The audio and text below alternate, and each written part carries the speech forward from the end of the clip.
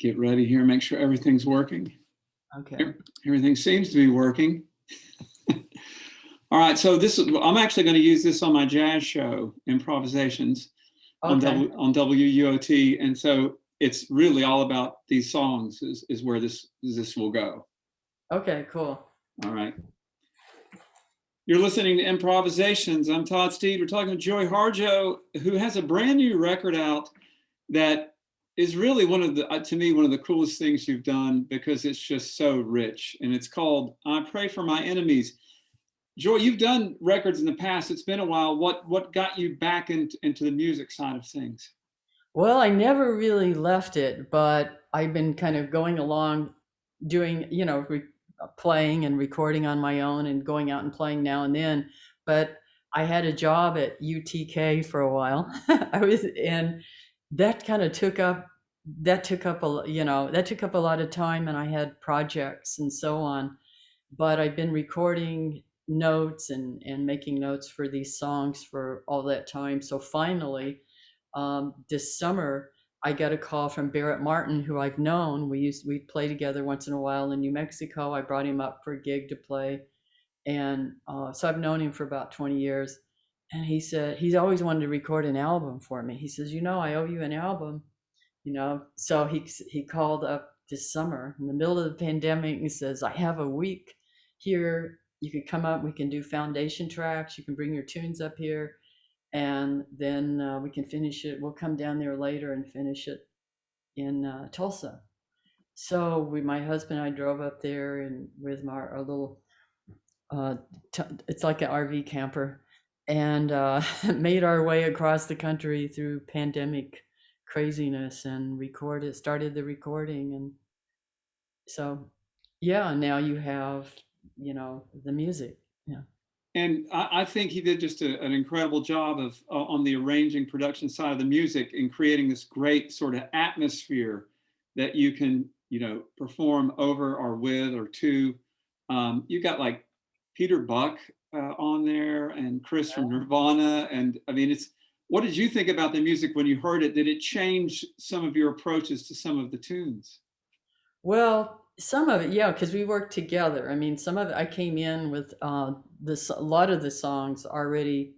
I had the songs, but Barrett was great in the atmospheric, helping create the atmospheric thing. And then he brought his buddies in, his buddies and guitar in, because we talked about it. I had arrangements in mind, and then I would rearrange things as we went along and bring in voices and think, well, this might be good here. So, yeah, I think it came together really well. And I remember thinking, well, these guitar players are great. I think they added a lot. They added a lot to it. It's a whole different. I wouldn't have thought about it. I could have done it, it could have, but I don't know. I think it all came together pretty well, and it gave me space to play. It gave Yeah, me and good space to play music, to play saxophone on.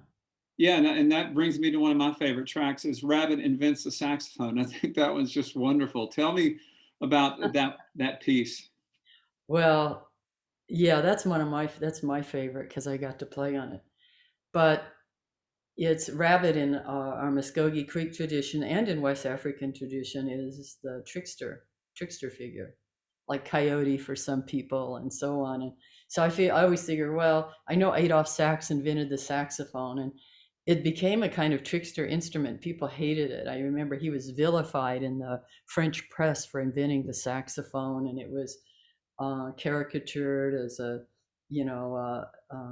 like an instrument that could kill people. It was, he died penniless, and yet the saxophone I think it's a marvelous instrument. I didn't start playing till I was almost 40, and I've always loved those trickster stories with the rabbit. And I thought, of course, if there was any inventor, I mean, certainly Adolphe Rabbit, I like the idea of thinking of Rabbit inventing the saxophone down in New Orleans. So I worked from there. Yeah. Yeah, it's just a great piece, and there's so many of the pieces on this record that surprise me in some way or another because some of the poems I'm familiar with, but I just, hearing them with music or hearing your compositions, some of them for the first time, it adds a whole nother layer, like on Fear, for example, which you apparently weren't 100% sure you were going to use on this album. How did Fear end up on there? Well, see what happens when I do an album, I usually do 10 tunes. And Barrett usually does like 20 on his. So we're in there and he says, why don't we, I said, I thought about, he said, we should add some more. And I said, why have these? We could do these and put music around them, but I don't know. I said, we could do Fear given the times we've been in the last years. And I said, and there's a lot of younger audience that don't know that song. So I did it. I put it on two other albums, actually. The first time was on Letter from the End of the 20th Century when I had the band Joy Harjo and Poetic Justice. And then the next time was on the Native Joy for Real album, my solo album that I did with a hip hop producer, but it's not hip hop. And I thought, well, there's a whole new audience, and of course, I do it I do it in a little, it's in a little bit different way, but I liked what Peter Buck did on there. The atmospheric thing he did on guitar there too for that song. Another great one is Midnight as a Horn Player. Uh, That one just like, it's so evocative. I just feel like I'm there in this scene. Matter of fact, I think I've been there before. yeah, yeah. It's when I lived in Denver a couple of years, and that's where I started really. I always loved jazz, but I hung out in the jazz clubs there. That was my and I would be there. I'd hang out with the musicians. I always again, I love storytelling and the storytelling that goes on like after the gig and everybody's hanging out or it's early in the morning and everybody's getting breakfast, and I like hearing all of those kinds of stories. So it kind of came out of that it was a little piece that I put in a book, Conflict Resolution for Holy Beings, but I think of them as riffs. So it was a little a little word riff that I had in that collection in between poems, and I always wanted to put together a jazz tune with it. So that's how that came about. Yeah, I love that. I love that period after the gig. There's something about it where I don't know. I just feel personally like after playing like a really good one, um, you sort of exercise some sort of demons or something out of, or Yeah.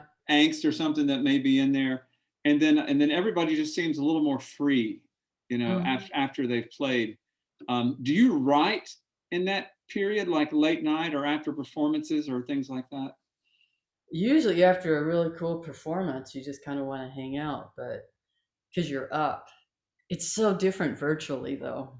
I mean, the whole vibe virtually is just, it is so different. It kind of, I'm going to say takes energy. You can still like try to get to where I can feel it, but I haven't done it like a music concert virtually. I won't do that at this point because it doesn't sound good. I don't have the setup yet. I will pre-record. I did a band thing recently. I did a keynote for Associated Writing Programs and brought in a bass player, Nathan Eicher, and Jack Wolf, a keyboard player in town. But I thought we're going to do this. We did it live. We did it had it taped live and then put it on. But yeah, so anyway, I love that energy of playing, and I think we all miss that. We've all missed that during this pandemic of being together and just playing music. Yeah, I definitely feel something missing in my life, and I didn't realize how important the live music experience, or even the live experience with other people, how important it is. Yeah, that's what's come to me during this time is how much we need concerts, we need music, we need just seeing each other and hanging out and the physical presence. There's something that's so human about that. Yeah, and it can't be replicated with machines, though I guess they do their job. I Pray for My Enemies is the title track. This is also, I think it makes it like a perfect closer for the recording. Tell me about your feelings on this piece. Yeah, that piece too. I like the way that it came out, with the voices and then getting to play on there. And and you have some of your family on this record too, right? Your stepdaughter, yeah, your Stomp husband. All Night. Yeah, I have two stepdaughters who I like that Stomp All Night too, which is, that we have what are called social dances we have ceremonial stomp dance and then we have social dances, and it's based on that kind of format and form. I can't wait to, to get out and see live music again. And when I was listening to this recording, one of the first things I thought of is like, how great would it be to be at a performance of this kind of material live? Because it's so, well, first of all, it's so varied. Like the pieces are very different from each other in so many different ways in tone and sound.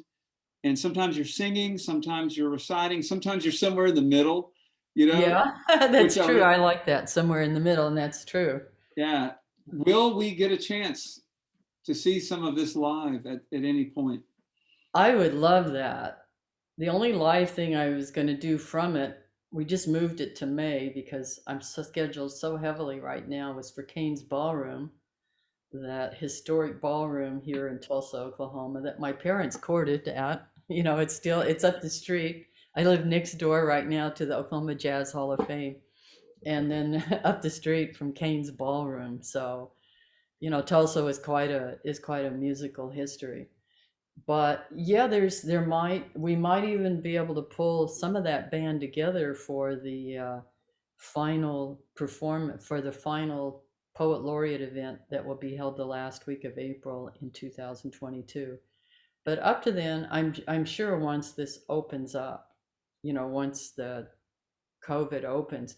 One thing that I found talking, I pulled together a local band to play tunes off the album for that Kane's Ballroom podcast, which is we've postponed until May.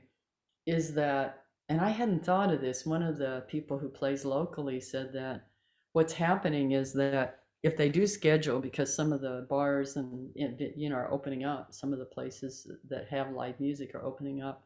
They're saying, well, we don't want to pay you as much, and of course, musicians weren't being paid that much to be to begin with, and it hasn't changed through the years much in those venues. They said they want to pay them less because they don't have as much. They can't fit as many people into the club. And that's just, I understand these businesses have been hit hard, but I think so have musicians. Yeah, So and yeah, it's been a hard one, and they're taking a lot of the brunt of it. yes. Yeah. Yeah. Well, I can't tell you how excited I would be to see it live. So hopefully at some point, I'm also itching to travel again, and I just got my first jab. So Yeah. I'm hoping this will be a path back to live music. Joy Harjo, thanks so much. The new record's called "I Pray for My Enemies," and it's really something very special. And I appreciate you taking the time to talk. Yeah, thank you so much. Take care. Sorry I was late. Oh, it's okay. Yeah.